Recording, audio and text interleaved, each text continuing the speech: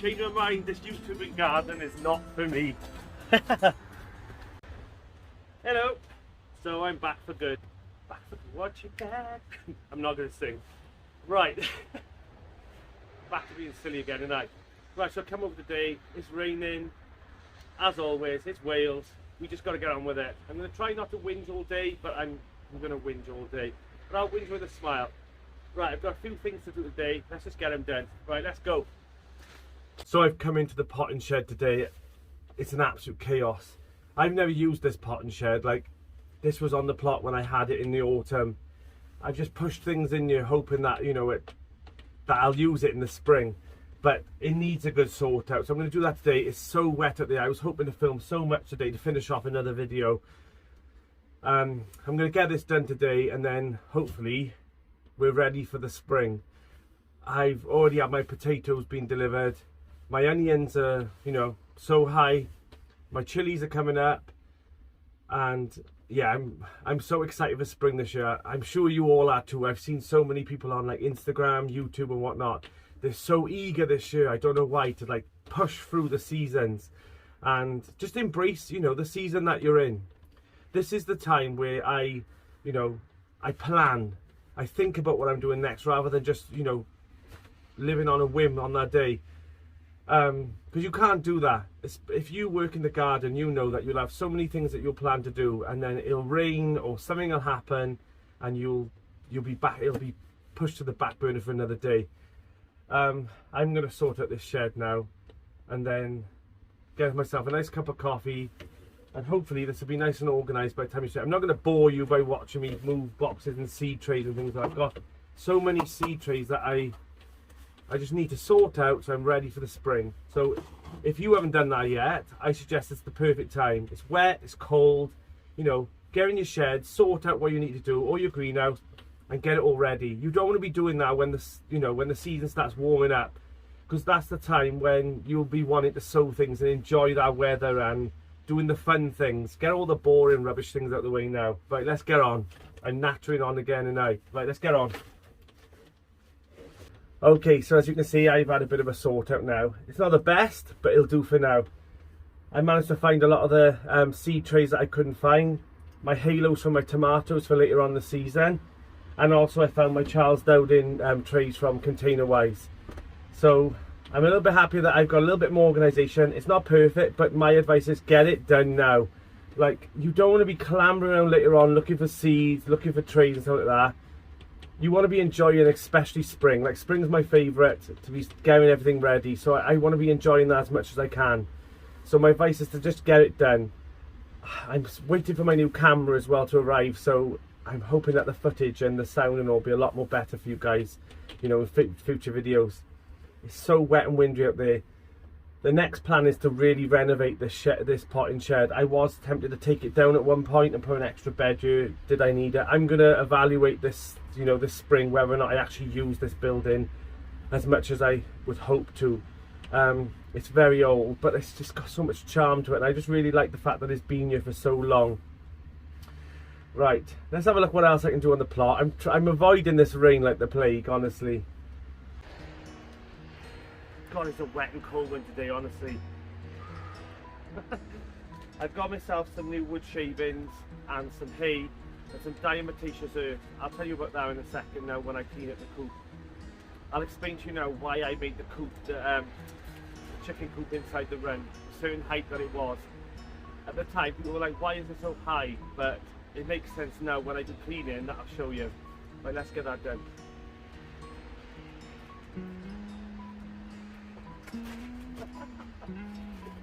Oh.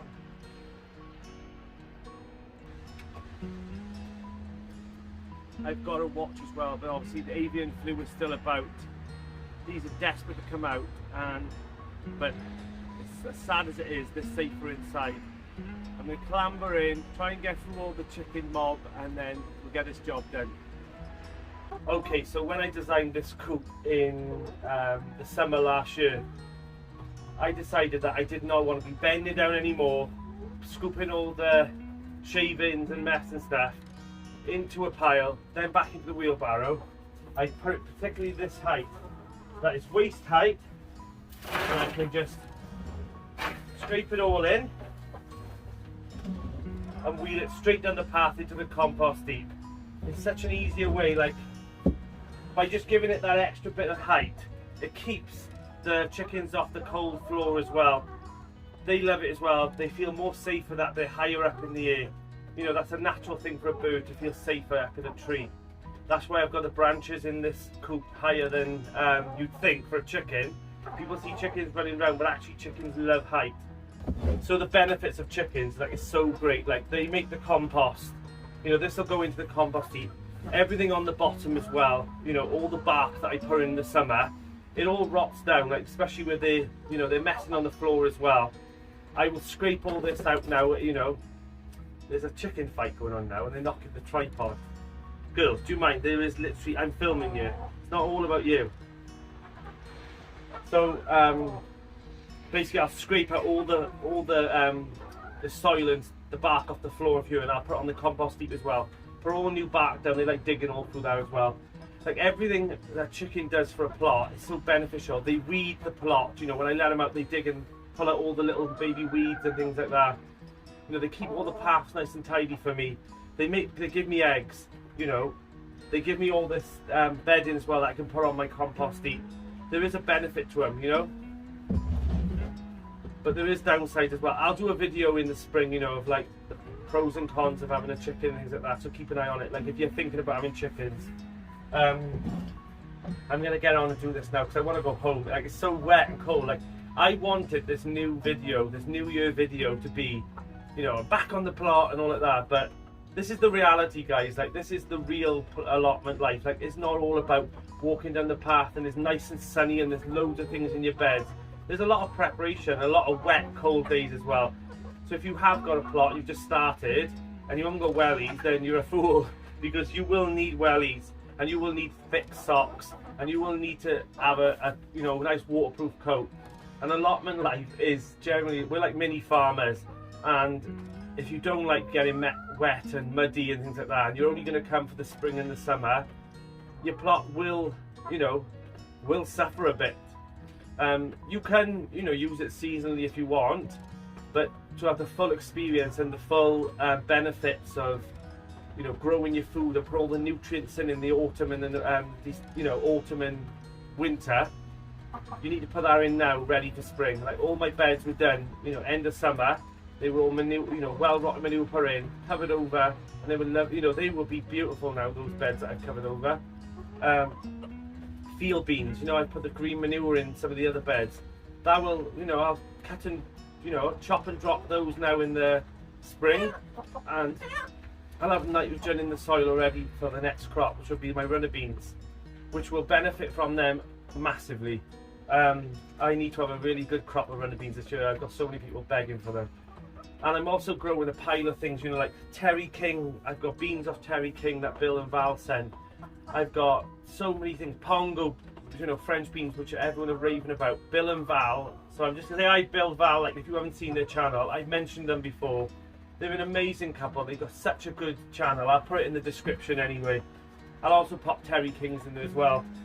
Honestly, like, the community of YouTube allotments has opened my eyes to how many people, like, you know, you can socialize with and chat with and, you know, swap seeds and things like that. Like, I love it. I absolutely love it.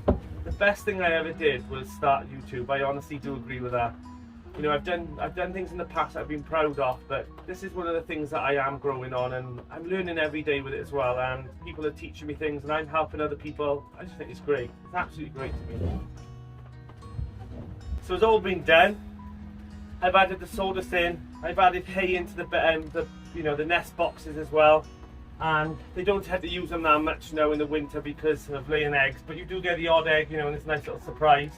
And I've added a diatomaceous earth as well, which is really good at killing any pests and bugs that's in the, you know, in the coop that could damage the chickens and irritate their, you know, their skin and feathers.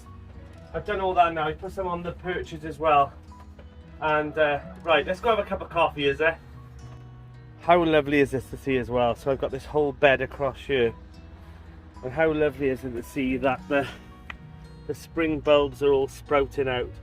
I put this grid over just to keep the squirrels and pests from digging up the bulbs, you know, a bit of a deterrent. And it worked as well. You know, I don't think I've, by the looks of it, there's no gaps. But it's just really nice to see that the crocus, the daffodils and the tulips are all coming up. So I should have a lovely flush of colour when you walk down the path up against you know, up a good foot or so high. And also, the rhubarb. The rhubarb seems to be coming to life. I was told to dig this up and divide it, which I did.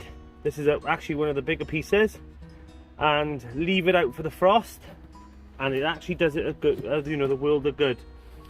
So, but it seems to be coming to life due to the fact that we're not getting that much cold.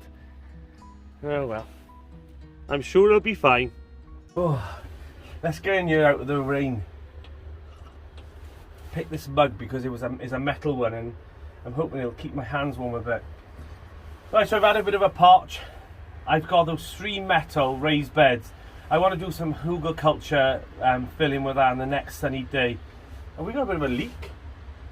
I'm gonna have to look at that as well. When you get an allotment, there is always a job that you thought you had to do, but there'll always be another job that you'll have to do before you do that job. So get into that habit if you've just started an allotment, that you'll have a plan and you'll do a lovely planner and you'll colour it all in, and you'll say, you know, we're going to do all this in January, we're going to do all this in February, and then you'll come over and your fence is blown down and that's taking you a week back and stuff. We're absolutely, anyone who's got a YouTube channel for gardening and an allotment YouTube channel, we're off our friggin' minds. We are off our friggin' minds to do this because there's so much muddy, wet days, but we smile through them and we just carry on. I'm happy that this space now is a bit more tidy, that I can get in and about, and oh, I just dropped on about a foot there. I just went to 5 foot. Right. Who put that hole there? Yeah, so I'm going to head home now. I'm going to have my coffee, head home, do what normal people do and watch some TV on their days off and enjoy the warmth.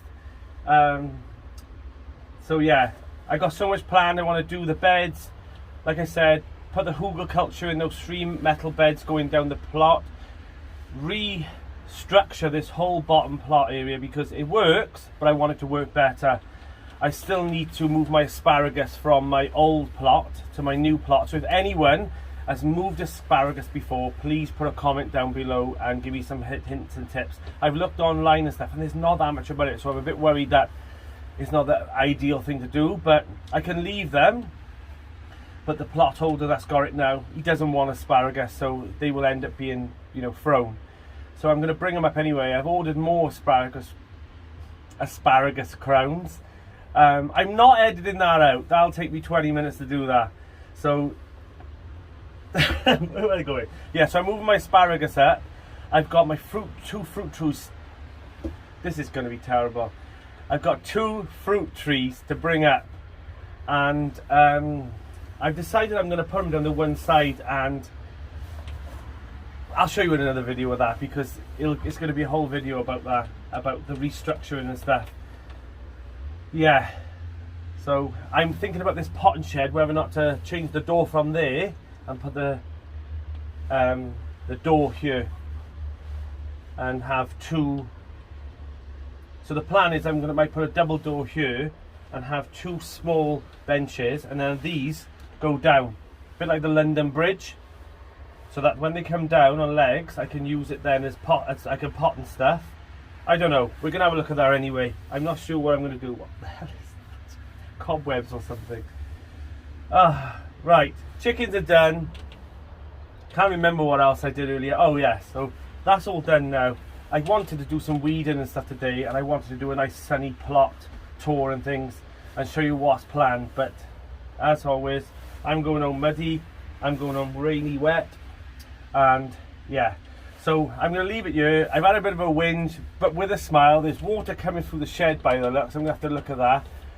Right, so take care guys, next video will be out soon. I'm going to crack on, nice sunny day, and let's get done. Take care guys, I hope you all had a nice new year, and my next video will be out. I'm going to also show you now I'll pop home and I'll show you how my my leeks are doing.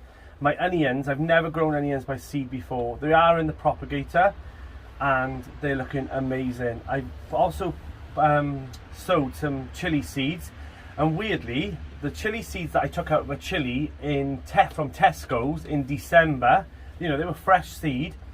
I sowed those as well, and they are the ones that germinated the most.